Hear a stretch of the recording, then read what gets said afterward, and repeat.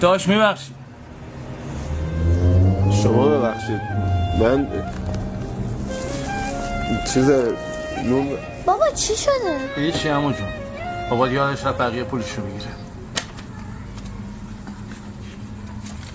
خدمت شما.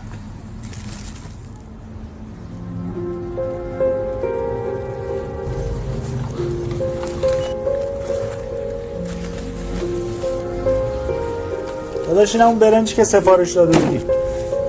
تماشا نکن حال تنهاییم را، ببر با خودت کل داراییم